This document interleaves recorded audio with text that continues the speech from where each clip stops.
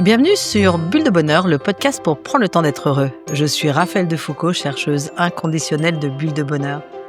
Je suis heureuse de partager avec vous mes outils, mes recherches et mes expériences de thérapeute pour glisser des petites bulles de bonheur dans votre quotidien.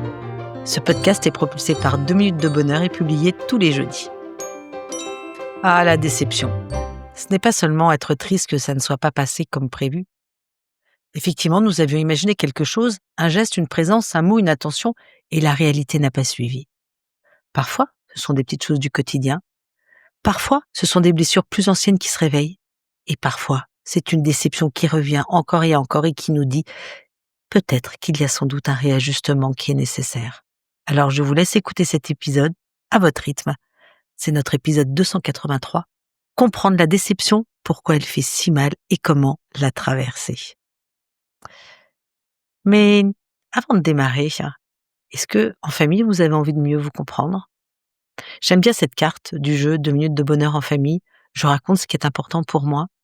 Ça permet de pouvoir se dire les choses simplement, sans jugement, et se rejoindre là où il y a des besoins. Et c'est à cultiver dans toutes les familles. Alors, si vous n'avez toujours pas votre jeu, ils sont disponibles sur notre site 2minutesdebonheur.com et évidemment sur Amazon et dans les librairies. Oh là là, mais qu'est-ce que ça me chicote! Pourquoi parfois une toute petite chose peut me faire si mal? Une parole un peu sèche de ma voisine, un message d'une copine laissé sans réponse, les notes de ma fille à l'école, un baiser qui ne vient pas de mon chéri. Et tout à coup, ça se serre à l'intérieur. Je me sens touchée comme si quelque chose d'important venait d'être bousculé. Je me surprends à me dire « Pourtant c'est pas grave, c'est un détail, ça va passer, je ne devrais pas réagir comme ça. » Et là, ça me chicote. Pourquoi la déception pique autant, même dans les petites choses? Et surtout, comment la traverser sans accuser et sans me renfermer? Commençons d'abord par nous poser la question, qu'est-ce que la déception ?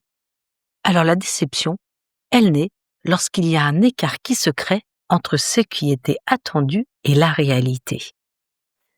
Et ce n'est pas un caprice. En fait, en nous, nous avions imaginé une scène, une réaction, un geste, un mot, un résultat. Et la réalité n'a pas été à la hauteur de ce scénario intérieur. Par exemple, préparer avec soin un dîner en espérant un mot tendre et recevoir à la place un « oh, j'ai une journée difficile » avant un silence. Ou encore promettre à un enfant d'être à l'heure à son spectacle et arriver 1 minute trop tard juste après la danse qu'il voulait tant partager. La déception peut aussi se glisser dans des moments plus intimes, comme envoyer une demande d'aide et recevoir une réponse négative, brève, presque détachée. Puis elle peut surgir face à soi. J'aurais aimé faire mieux. Face à l'autre, j'espérais qu'il ou elle comprenne. Face à la vie, ce n'était pas ce que j'avais rêvé.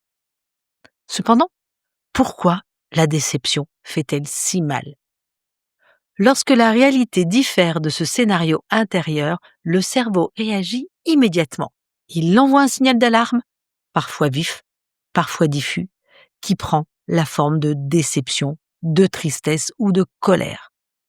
Ce n'est pas seulement la situation qui fait mal, c'est le décalage entre ce que il avait été imaginé et ce qui est vécu, c'est cet espace-là.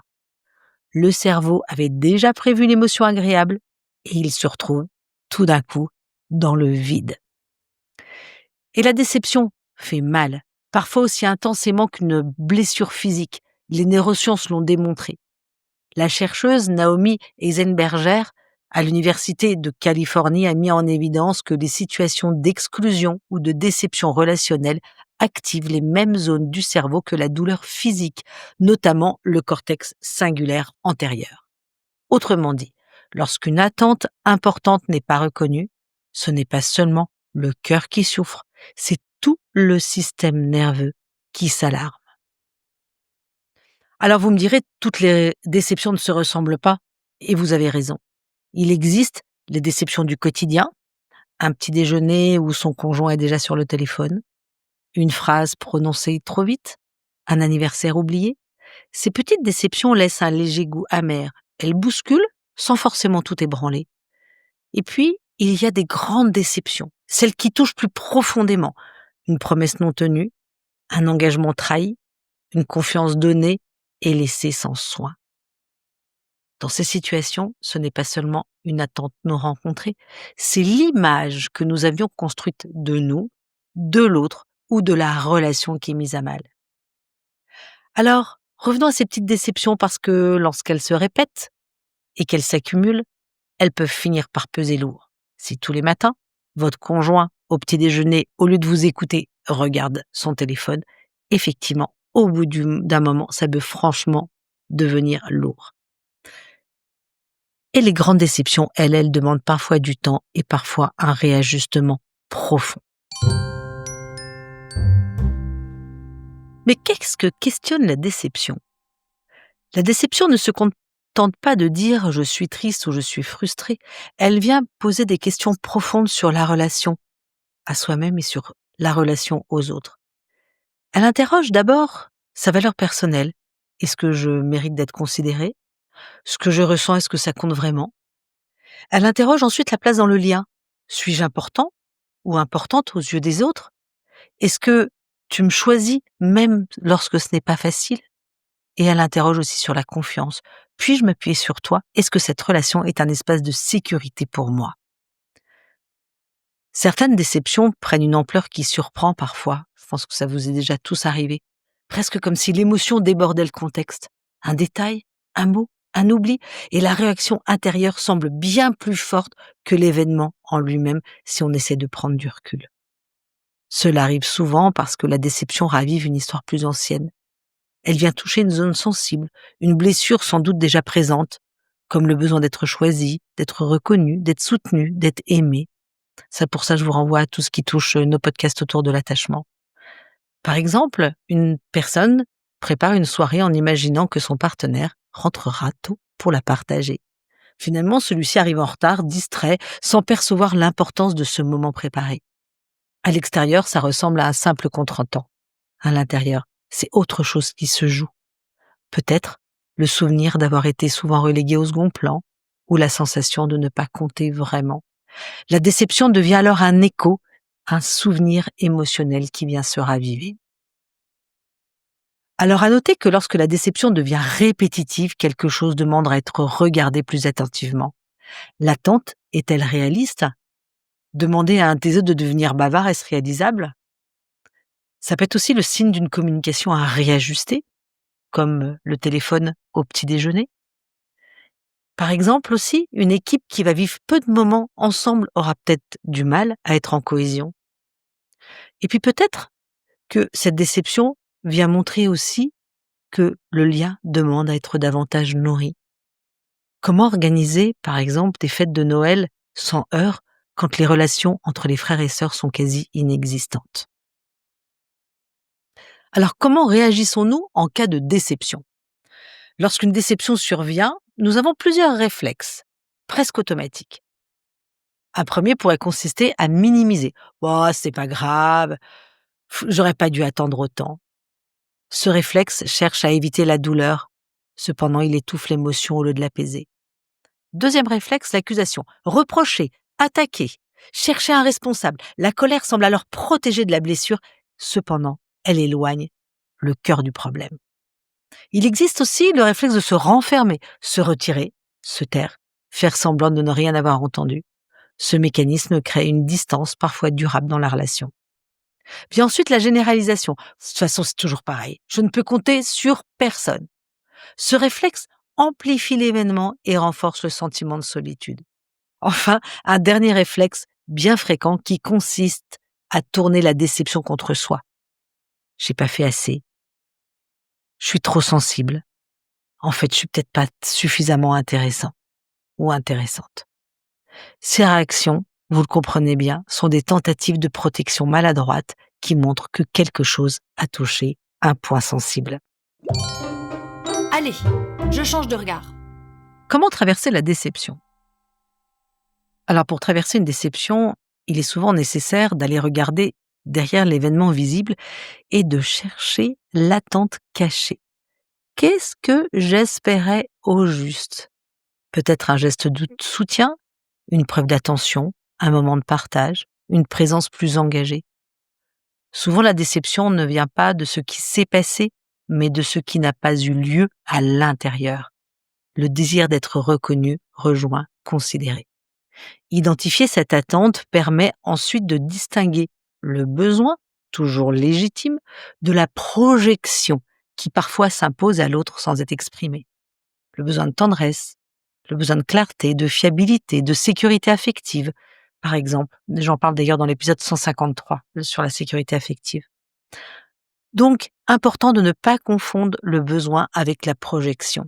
La projection, elle, fabrique un scénario où l'autre devrait deviner, anticiper ou agir comme si les pensées, les ressentis étaient partagés naturellement. Ça, j'en parle beaucoup dans mes accompagnements de couple. Ce n'est pas marqué sur le front de quoi j'ai besoin. C'est important de pouvoir l'exprimer. Et puis, lutter contre ces fausses croyances comme s'il m'aime, il devrait savoir.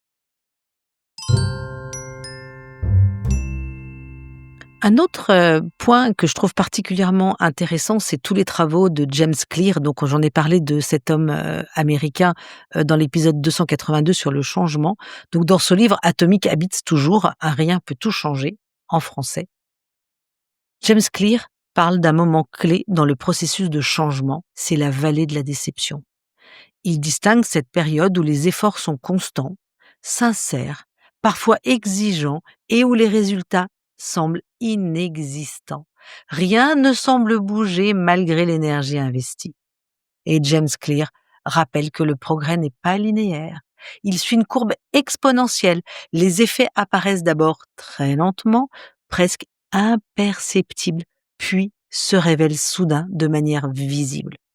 Tant que cette étape silencieuse dure, la tentation d'abandonner est forte. La vallée de la déception, c'est précisément cet espace entre l'espoir d'un changement rapide et la réalité d'une transformation progressive et durable. Pour illustrer ce phénomène, James Clear utilise l'image du glaçon. Je l'aime beaucoup. Un glaçon chauffé de -1 degré à 0 ne change pas d'aspect. Rien ne semble se passer. Pourtant, la structure de la glace se transforme déjà à l'intérieur. Et lorsque la température atteint 0, il fond. Ce n'est pas ce dernier degré qui l'a fait disparaître, ce glaçon. Ce sont toutes les micro-transformations qui l'ont précédé.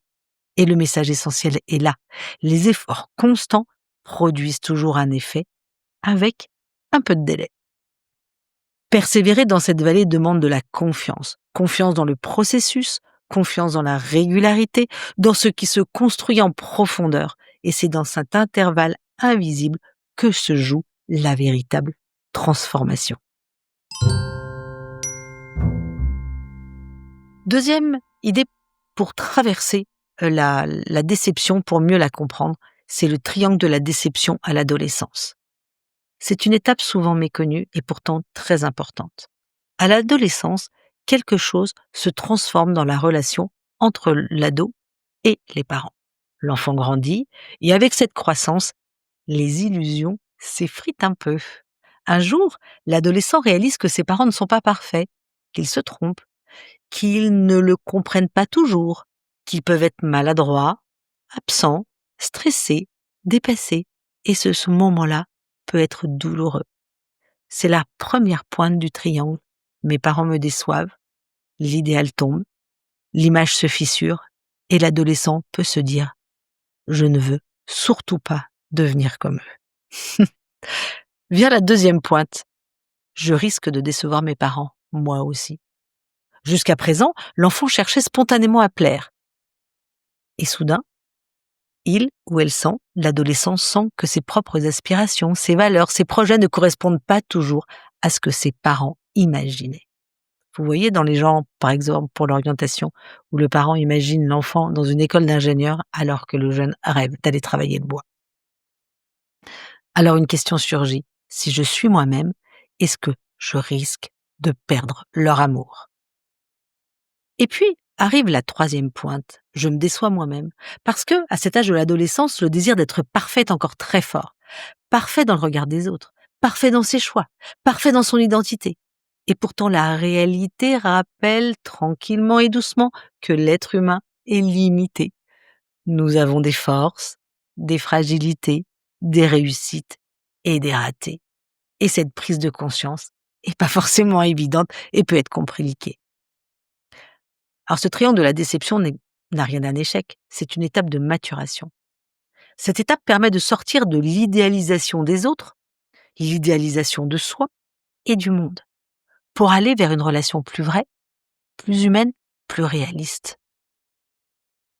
Et lorsque les parents peuvent dire « Oui, parfois je te déçois moi en tant que parent. Oui, parfois tu me déçois toi en tant qu'enfant. Et pourtant, je t'aime. » Alors quelque chose se pacifie. Et l'adolescent découvre que la relation ne se brise pas quand tout n'est pas parfait. Effectivement, l'amour peut vivre au milieu des défauts, que l'attachement ne dépend pas de la performance. Et c'est précisément à ce moment-là que l'identité commence à s'affirmer, quand le jeune adulte se sent suffisamment libre pour faire ses choix, suffisamment solide pour accepter le risque de se tromper et suffisamment confiant pour se dire « je n'ai pas besoin d'être parfait pour être aimable ». Et c'est là le terreau d'une bonne estime de soi. Parfois, certains adultes ont du mal à passer cette étape du triangle de la déception de l'âge adulte et restent un peu coincés comme ça. Et quand cette étape n'est pas traversée, le risque est de rester coincé entre deux pôles, des exigences irréalistes envers soi-même et les autres, ou à l'inverse, une dévalorisation profonde de soi. Le triangle de la déception, c'est faire le deuil de la perfection pour entrer dans le réalisme. Et là, c'est une véritable étape à franchir dans sa vie, et si on ne l'a pas franchie en tant qu'adolescent, on peut toujours la franchir plus tard à l'âge adulte. Comment sortir de la déception ? Une première chose à faire, c'est déjà accueillir ce qui se passe en nous. Parce que essayer de refouler ou d'ignorer ce que nous ressentons ne fait que prolonger le malaise. Alors, on va faire ça en plusieurs étapes. Première étape, laisser l'émotion se déposer, pas en forçant ni en dramatisant. Respirez, sentez ce que ça vous fait dans votre corps. Dites-vous, là, ça me fait quelque chose. La déception n'a pas besoin d'être immédiatement expliquée ou réglée, elle a besoin d'être ressentie. Pour ça, je vous renvoie à tous les épisodes que j'ai faits avec Angélique Gimnèse sur les émotions. Deuxième étape, mettez des mots. Nommez ce qui a été touché. J'espérais que tu sois plus présent. J'avais vraiment besoin de soutien. Ce moment comptait beaucoup pour moi. La déception devient moins amère lorsqu'elle peut être dite sans accusation, sans reproche, en parlant depuis soi. Troisième étape, identifier le besoin derrière l'attente. Quel était le besoin essentiel ? Être soutenu, reconnu, rassuré, entendu ? Lorsque le besoin devient clair, la relation peut se réajuster. Sinon, l'échange tourne souvent autour de malentendus. Quatrième étape, réajuster la relation ou l'attitude. Parfois, il suffit d'exprimer une demande précise. La prochaine fois, j'aimerais que tu me préviennes. J'ai besoin de savoir que tu es là. Ce soir, ça me ferait plaisir que tu prépares le dîner, plutôt que de dire « il n'y a rien dans le frigo ». Accepter les limites de l'autre et de soi-même, c'est reconnaître qu'une relation se construit entre deux êtres imparfaits, qui avancent chacun avec leurs histoires, leurs élans et leurs fragilités. Parfois, l'autre n'a pas la capacité de répondre comme espéré, et ce n'est pas toujours un manque d'amour, parfois c'est une impossibilité. Par exemple, une personne très pudique peut aimer profondément et ne pas savoir dire « je t'aime » à voix haute. Un partenaire épuisé par son travail peut avoir un réel désir d'être présent et ne pas avoir l'énergie pour proposer des moments de qualité. Un ami très anxieux peut se retirer lorsqu'une conversation devient trop intime, même s'il tient à la relation. Une mère très prise par ses propres inquiétudes peut oublier de reconnaître les efforts de son adolescent, même si elle lui souhaite le meilleur. Accepter les limites de l'autre ne veut pas dire se résigner ni renoncer à ses besoins. C'est reconnaître la réalité telle qu'elle est sans tenter de remodeler l'autre à l'image d'un idéal. C'est pouvoir dire « j'aurais eu besoin de plus de douceur et pour l'instant, tu ne peux pas. J'aurais aimé plus de présence et je vois que ce n'est pas simple pour toi. » Ce mouvement est souvent douloureux. Il demande de laisser tomber le fantasme de la personne parfaite, de la relation parfaite, de l'histoire parfaite. Il demande d'ajuster ses attentes et parfois de les exprimer autrement. Pourtant, une fois cette étape traversée, quelque chose se simplifie. Accepter les limites de l'autre, c'est aussi reconnaître les siennes. C'est donc accepter de décevoir. Je ne peux pas tout donner. Je ne peux pas tout comprendre. Je ne suis pas responsable du bonheur de l'autre. Et nos limites n'enlèvent rien à l'amour. Bref, c'est tout le travail d'accepter l'imperfection, notre épisode 92, et la vulnérabilité, notre épisode 49, et je vous renvoie à tous les travaux de Brené Brown. Réjouissons-nous de décevoir et d'être déçus parfois, c'est bon signe, signe que nous savons reconnaître nos imperfections et que nous allons vers plus de réalisme et encore plus de clairvoyance sur nos talents et sur nos potentiels. Et hop, je me lance. Bref, en résumé, la déception, c'est la différence entre une attente et la réalité. La déception, 2, elle questionne la relation. Et enfin, 3, elle est une invitation à se réajuster. À vous de jouer, chers auditeurs. La carte de 2 minutes de bonheur vous suggère de faire un 2 minutes de vérité. Choisissez une situation récente où vous avez été déçu. Prenez une feuille ou votre téléphone et écrivez 2 phrases.